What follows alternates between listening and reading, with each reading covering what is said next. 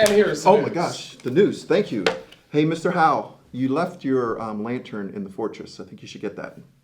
Very dangerous. All right. Welcome to the Hayden Films Minutes. My name is Hayden Craddolph, your host. And before we get to the news, I want to make a quick announcement. Please like and subscribe to this channel. It helps our students out. You see the links below here. And if you want to see some of our previous minutes, they're up here on the top right-hand side.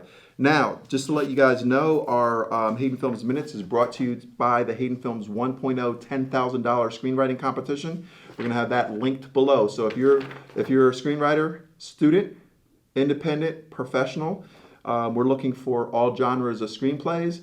Shorts are a different category, so those are going to be competing for a $1,000 prize. But the big prize, $10,000, is going for the best screenplay or the best pilot. And the Film Freeway link is below, and we'll also have it up in one of the cards. So that is what is brought to you by the $10,000 screenwriting competition.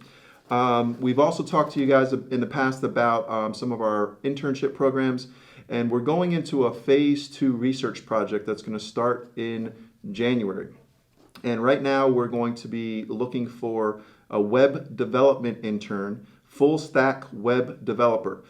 We already have a data science person on the team, some blockchain people, professors, a whole well-rounded team, and we're going to be looking for a web developer, full stack web developer intern.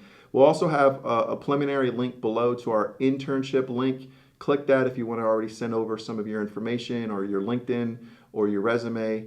Full stack web developer internship is available. So those are there. Now let's get on to the news. So first article. Brought to you today by our good friends over at Variety. So Disney Plus now lets users share content on social media and messaging apps. It took about a year for this to happen, so I'm not sure where Disney lost out on that really great idea. But at this point, you can actually be logged into Disney Plus, and you might be watching one of your favorite shows, and you can ultimately syndicate that show right over to your favorite social media platform like Facebook, Twitter, Instagram, or if you want to direct message in some of the messaging apps. And you know, the message would be something like, for example, I thought you might like The Mandalorian, Star Wars, by the way, on Disney Plus. But of course, subscribers would have to subscribe and things of that nature. And they could also overwrite the message with their own text. So this is really a good opportunity for people that are following the Disney Plus brand and following some of their great shows that they have out, some of their original content that they're looking to bring out, and some of their old classics. They're really looking to convert the viewer into brand ambassadors. And the more that brand ambassadors, integrate into some of these platforms, the better it's going to be for their subscriber growth. And Disney really knocked it out of the park these past 6 months anyway with their subscribers and really have surpassed their initial vision for where they would be at a certain time frame. The second component for this offering is there's what's called a group watch function now with Disney Plus. So group watch is where you can ultimately invite 6 of your friends. There's 6 of you that you can actually synchronize your streaming with 6 people all together in synchronized streaming opportunities. Again, they would all have to be part of the $6.99 streaming platform with Disney. So if you want to learn more about the new Disney Plus user share functionality and messaging app opportunities, the link is down in our description below. But I do think that's a really great opportunity that Disney Plus has in terms of turning their subscribers into brand ambassadors. Now on to our second article, another good friend of ours, Ad Age. And so what's next for streaming? Find out on November 10th. Sounds like there's going to be another good live streaming opportunity for people to check out. So what they're going to be doing is they're going to be having an event. It's called Ad Age Next Streaming. That's the title. It's actually a little bit of a long title and a tongue twister.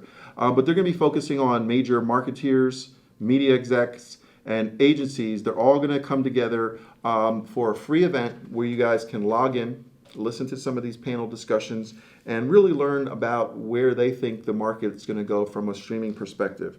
NBC Universal's president's going to be there. They're going to be talking about advertising sales, partnerships. They're going to be also discussing how it was launching the Peacock network during the pandemic, and how the platform is approaching advertising and what's next, what's the next phase in their ad innovation, and what it might look like in the future. Leaders from other platforms are going to be dedicated in discussing with diverse creators and consumers.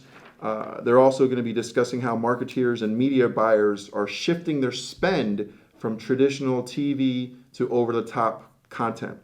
Okay, and there's going to be people from the Hershey Company there speaking. It's really a great, well-diverse group of people in the streaming division.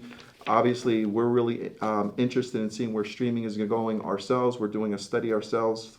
Just talked about that a few moments ago for the new internship that we're going to be looking for. But again, tickets for this event are free. It's going to be on November 10th.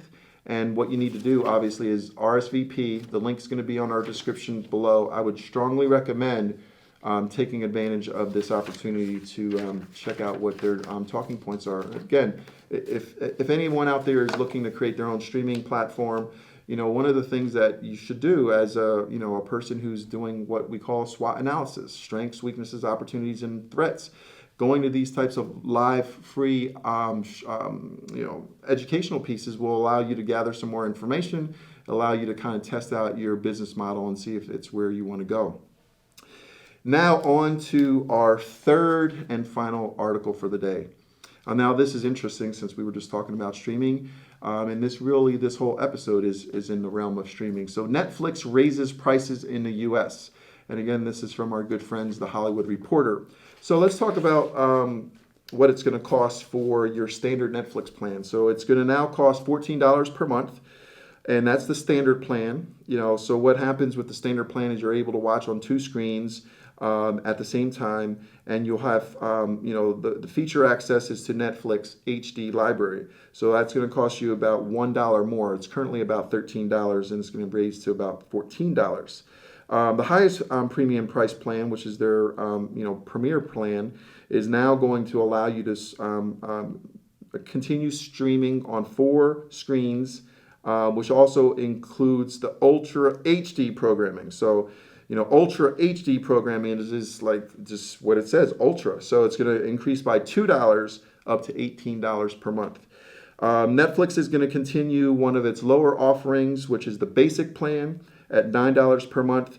That plan is only allowing you the option of streaming on one screen at a time, and you have no access to HD programming. So that sounds like it's still an opportunity for people to take advantage of the Netflix property and take advantage of some of that content. But at $9 a month and lack of choice, you may want to consider the standard or the premium packages. The only thing that the article also goes on to talk about, which is interesting, is that within just less than 2 years, Netflix raised their prices. Their standard plan has risen $3, and their premium plan has risen by a total of $4. Now, with Canada and the U.S. Accounting for nearly 73 million subscribers of their 195 worldwide subscribers, that's a pretty big pocket of change that they're putting in their revenue streams. Now, is their content development matching that increase in revenue? So obviously we had the pandemic, so there could be some argument that the content is hopefully going to be coming out of the pipeline, and Netflix has been doing a great job with some of their originals. But I would like to see what you guys think. The streaming wars are going to continue to gravitate towards these models right now with the Disney Plus, the Apple TV, Peacock, HBO Max, and some more of those services. But what do you guys think? Is Netflix increase in such a short period of time worth the value added pieces that they're giving us? Or do you think that their price should actually stay flat for a little bit longer because we're not seeing some of that more new original content come out? So we'd like to see what you guys have to say about all of these great articles. Again, the show was brought to you by the Haydenfilms 1.0 $10,000 screenplay competition. Again, we're looking for the best screenwriters globally, best shorts, best features, and best pilots. So check out all those links below. And into our next Hayden Films Minutes, Make sure you stay tuned and make a difference.